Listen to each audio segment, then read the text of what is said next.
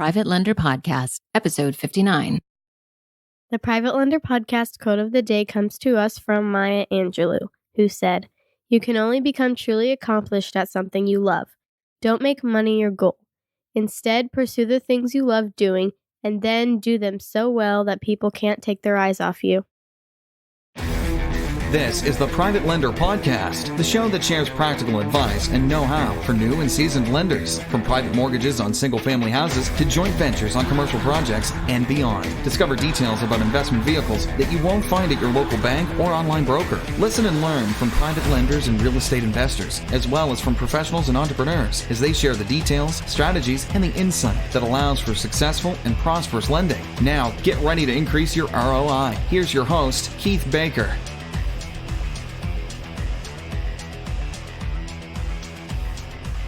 Hey, everybody, and welcome to the Private Lender Podcast, the only podcast known to mankind that is dedicated to helping private lenders keep their money safe while building wealth with old-world pragmatism and without banks or Wall Street. If you're looking for a way to learn how to build wealth by utilizing time-tested methods in this ever-changing world, then, my friend, you are in the right place. My name is Keith Baker, and I'd like to welcome you to episode number 59. Today, we are breaking new ground here. We're going to reach a new milestone as this episode is the first of its kind, a listener spotlight. An episode where I interview a listener who is actively lending money and seeking to expand their network. The idea is for you to hear the ins and outs of lending from somebody in the trenches every day, someone besides me. I'm excited to get to today's interview with my guest, Nomi Yah. But before we do, let's go ahead and thank our sponsor, County Tax Sale App. This episode of the Private Lender Podcast is proudly sponsored by countytaxsaleapp.org. With countytaxsaleapp.org, you get a very powerful lead generation tool in the palm of your hand, on your laptop, desktop, or any device you choose.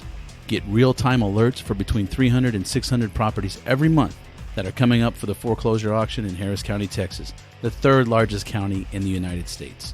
With its intuitive design and interface, the County Tax Sale app lets you search all properties with highly motivated sellers that are coming up for foreclosure auction.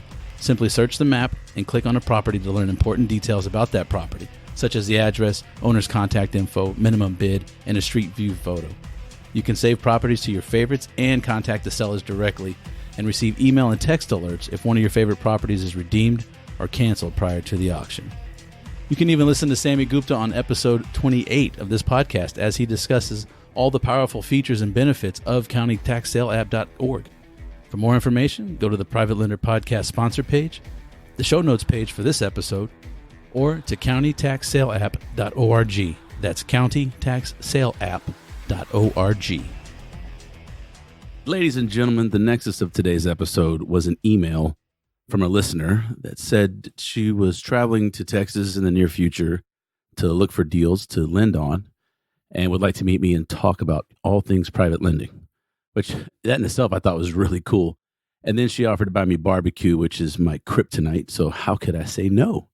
I met Nomi Yah in Austin late on a Sunday morning near the end of 2018.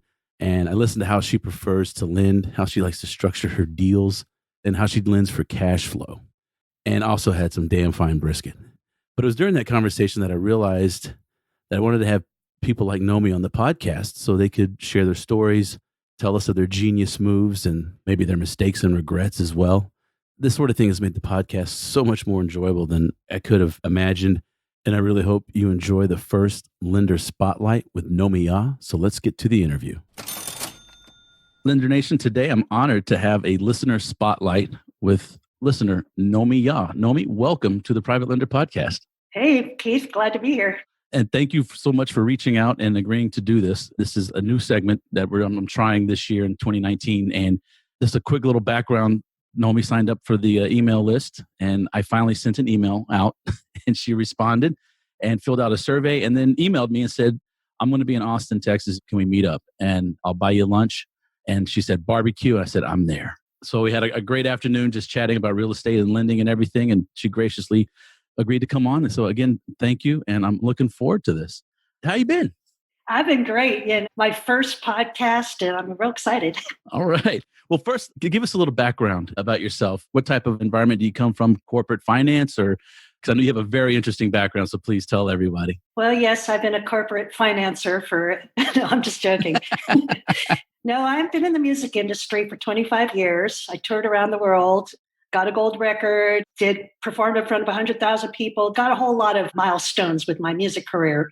And then I'd have to say I sort of aged out of the touring part of it. I'm still a songwriter and have some success, but I got into more and more into real estate. And I've always been interested in real estate, but I finally hung up the touring gear and put on the real estate thing. And I started with a whole bunch of rentals. Then I just sold off all my rentals. Now I'm just doing lending. Okay. And Lender Nation, I've seen the gold record. She took the laptop and showed it to me on the wall. So it's legit. That's great. I love the musical background and also real estate. So what part of the country do you live in? And do you invest in your own backyard or you go across state lines? Well, as a landlord, I only invested where I live, which is Northern California. But now as a lender, I only have one note in California, and I'm doing the rest in Texas and Missouri and open to other places as well. I'm curious, what made you choose Texas and Missouri? Well, you can get a house for a lot less than you can here. So here it would take all my resources to get one house, and there I can get multiple houses. That makes sense. You can scale it a little more, diversify the risk. Yeah. Okay. Yeah. Interesting. Okay. So what are your goals in becoming a private lender? What is your primary investment objective with that? Is it cash flow? Yeah, it's definitely cash flow and also generational wealth. Okay. Want to leave a legacy. Okay. I like that. Very good. Well, as a musician, you don't have any retirement plan.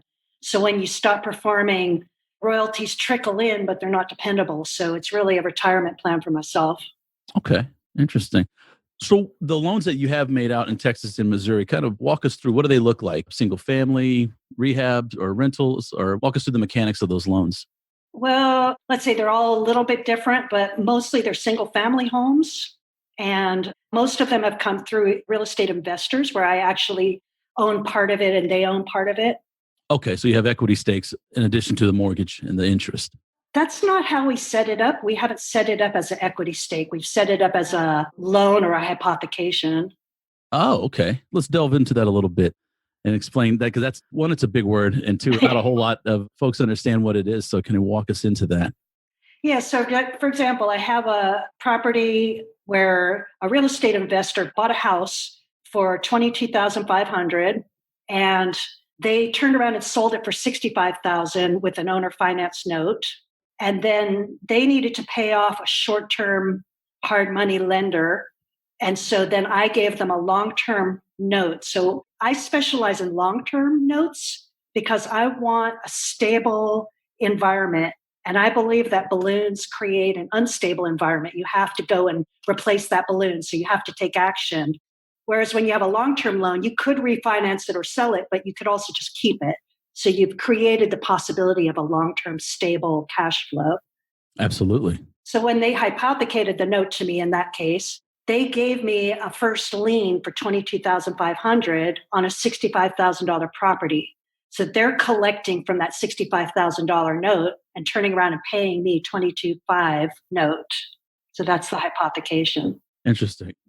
Basically, a debtor pledges collateral to secure a debt or as a condition of that debt. So in this sense, you refinanced the hard money lender out and the investor was able to sell with owner financing. Now you have a nice note and a $22,000 investment based on a $65,000 note, and which, as you know, is going to pay out more than $65,000 over the life of that loan. So you've really gone a good way of creating something stable there. I like that.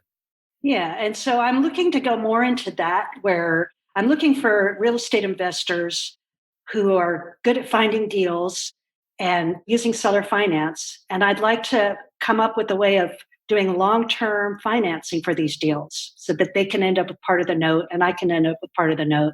I see. Okay. So more than just for rehab loan. This is why I find this interesting, because this isn't just, I need X, we'll turn it into Y, and then I'll pay you back Z. And I like this because this is, like you said, it's more of a legacy. It's a bit of a longer term. Nomi or myself are not selling or buying securities or anything like that, but I'd like for you to run through sort of an example of what you'd further like to do. You sent me something about you purchase a property at $75,000, for example, that an investor does. They put up some cash, borrow the rest from you at 10%, And then after the rehab, they sell the property with seller financing. And instead of giving you the money back, you just have them say, okay, let's turn that into a note to where I can get my monthly payments without a balloon. Right. And so the real estate investor can keep part of the note too, and they can keep the whole down payment. So if you look at that example that I sent you, I made a loan so that a real estate investor could buy a house for $75,000, fix it for $15,000. So we're in it for 90, and I lent them $70,000. So then when they sell the house, in this example, they sold it for $140,000. They have a note for $125,000. That's how we did in the example. So they have a seller finance loan for $125,000 to the buyer. And then they're going to turn around, instead of paying me my $70,000 back, they pay me back part of that $125,000 loan. So they're going to pay me, in this case, $93,000 of that note, and they're going to keep the remaining $31,000. Gotcha. So they get the down payment, which in this case is $15,000 cash flow in their pocket, plus the remainder of that note, which they can ride out for $31,000 or sell it, or whatever extra strategy they want. If they want to turn it into quick cash or have something steady, or they could sell it to me, or they can sell it back to you. Yeah. Okay. That is quite interesting. And these examples will be on the show notes. You can just go to privatelenderpodcast.com and go to this episode show notes, and there'll be links for these. And let's walk through another example where this one's a little different, and I like it because it's a lot more advanced than what I would say is your normal run-of-the-mill private loan. This is more in the area of development, and where you find the 40 acres, and it was parceled out and subdivided, and then you created multiple notes off of this. Walk us through that, please.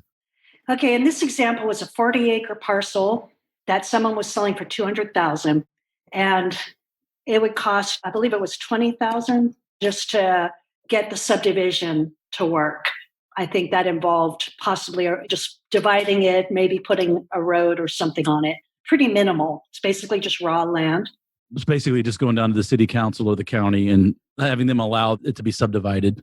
Right, which you would have to know in advance before you got into the deal. So the real estate investor that I would work with would find the properties, do the subdivision. I would just make the loan. And then they would split that 40 acres up into 5-acre parcels. I mean, I've even heard of cases where they split it up into 1-acre parcels. The smaller, the more profitable. But in this case, it was 8 parcels for 5 acres each. And they got a down payment of $5,000 for each one and a note for $45,000. So they sold a 5-acre parcel for $50,000. So then they have 8 $45,000 loans plus $40,000 in down payments they can put in their own pocket.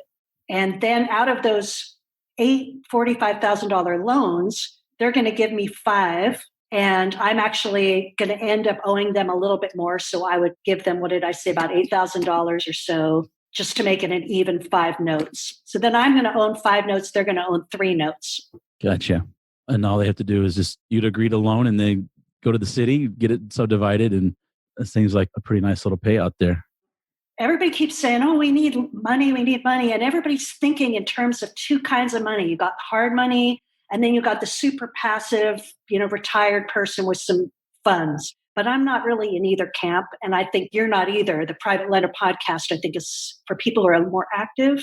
And so after 2 years of sort of struggling with all the different options, there's like millions of niches. And it took me a couple of years to land on this one, but I think it's a very profitable for me and for the real estate investor and workable for the buyer.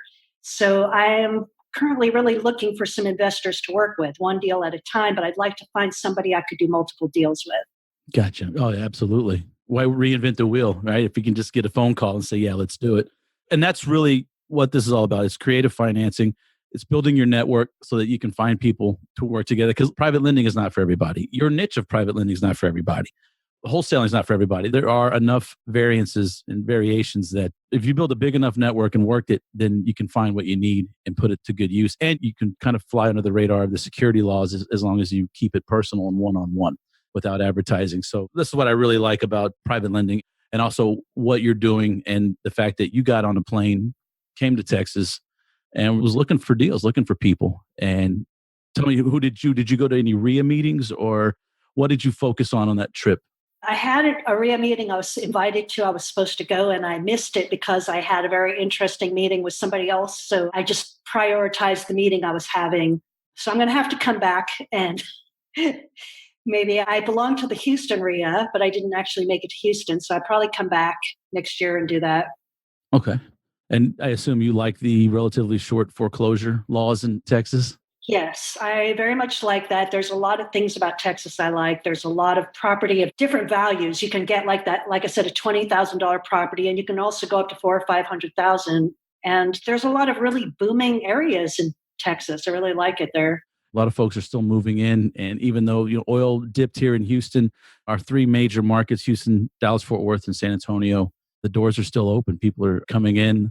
It seems like all the time. They expect growth, even though I hear that the housing market is cooling off, at least in the Houston area. And I understand probably a little statewide, not failing, not crashing, just natural ebbs and flows of the market. It's cooling off. Except for maybe Austin, because I heard that they're getting Amazon now. Or is it Google? I think it's Amazon, but I can't remember. I can't remember. Austin is the California of Texas. It's its own special area. And I still love the shirts that say keep Austin weird. I'm all for it myself. But well, cool. That's one of the reasons I fell into private lending is because I can take a property back if I have to. In Texas, it's very, I will never loan, for example, in New York State because it could take years to take California too, yeah. Yeah, well, California, I won't invest in California. I would love to, especially on the bottoms. But for me, it's the same thing. I can invest in one house in California, or I can have multiple here at home, and it doesn't require any travel. But I am looking into going across. A lot of people write in about loaning in other states, and I don't do it myself yet. I'm looking into it, and I don't speak about it because I don't feel like I know enough yet. But that's why I wanted to bring you on, because you've already started to do it. Is there anything different from making the loan to a property in California than in Texas or Missouri? Yeah, well, just some of the documents are different. Some of the terms are different. I don't know if you get this, but I mean, people are always stumbling over how to phrase a kind of like seller carryback, seller finance, owner finance, installment sale. I don't even know this is my business and I don't even know what phrase to use. Yeah, it's sort of or actually, I think it's also title company dependent, it seems like, because I've seen it seller financed, owner financed, and the carryback. I don't hear so much in Texas, but I do in other states. It's the same thing. It's all, different terminology. Is it a mortgage or a promissory note or deed of trust? Well, it's, there are documents that secure that loan to that property and so on and so forth. So that's the most confusing thing about out of state is just getting used to the ins and outs of the details. And you just a lawyer in that state, whatever state you're lending in? Yeah. How do you make that contact, bring that person into your network? Just through recommendations. There's a lot of stuff going on online. I'm sure you do a lot of business without leaving your house, even if it's in Houston. You don't have to travel places to do business. The hardest part is that, and one of the reasons I went out to Texas is you have to make the initial contacts with people. Like if I hadn't gone to Texas and met with you in person, I wouldn't be here on this podcast today. So there is something to be said to actually getting out there and hoofing it a bit, but not on every deal, but just maybe a few times a year. Yeah. Going back to Steve and Michelle Green, they live in New Zealand and they come over once a year. They still do their investing in Texas. Yeah, there's hurdles, there's challenges, especially when I think it's 19 hours ahead or whatever it is. There are some certain challenges, but that's where money's made. When you solve problems and solve challenges, and that's where you can make money. I like to immediately, you're like a go-getter. Hey, I want to be in Austin. And I told my wife, I say, a listener wants to meet me. I was like, this is awesome. I was the opposite. I was like, wow, Keith Baker's actually meeting me. I've been listening to your podcast since the very first one because I didn't even know what a podcast was until last December, which is right when you started your podcast. And so I was like, oh, podcast, that's cool. And I started looking up lenders and yours popped right up because you got the best name. So thank you. Yeah. Private Lender Podcast. I'm hoping that name has a lot of brand equity in the future. And there are some podcasts I absolutely love, but the name has nothing to do with, with what they're about. So I wanted Private Lender, let everyone know this is what it's about. A note to everyone listening, if you want some time with me, I take barbecue bribes, as Nomi can attest to. I love a good brisket and I will drive to meet you within reason. And Texas being in Central Texas, the Post Oak Wood, and very, very famous, a lot of famous barbecue joints in that area. And Nomi treated me to Cooper's on Red River. So a shameless plug for Cooper's Barbecue. That was quite delicious. They won Best Brisket in Austin this year. So I thought it was pretty good. Yes, it was. I thought it was very good. So thank you for that. And Nomi, I hate to cut this short, but I know that your background is extremely interesting. So tell the listeners something that most people don't know about you.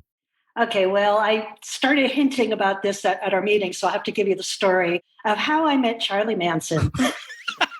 Please do tell. Yeah, because not too many people have met him. No. So I was about 6 or 7 years old, and I lived in a little Northern California town called Albion outside Mendocino. It's about 4 or 5 hours north of San Francisco. And it's a tiny, tiny little town. You know everybody. And my mom was taking me, we were driving down to the store, and my mom stopped to pick up a hitchhiker. Everybody picked up hitchhikers because you knew everyone. Well, it was a guy named Crazy Charlie. So we pick up Crazy Charlie and say, my mom says, we're just going to drive him down to the store, and that's all we're doing. And he's like, okay, that's fine. And then he didn't say another word. He just sat there, very, very quiet guy. And I looked in the rearview mirror, and he had whites around his whole pupils. And that's why they called him Crazy Charlie, because he had those weird eyes. But he was very quiet and kind of dirty, scruffy looking. So we get down to the store. He gets out, no problem. About 15 years later, I'm back in Albion visiting, and I overhear some people talking about Crazy Charlie was in the news. So I go up and I say, I met Crazy Charlie.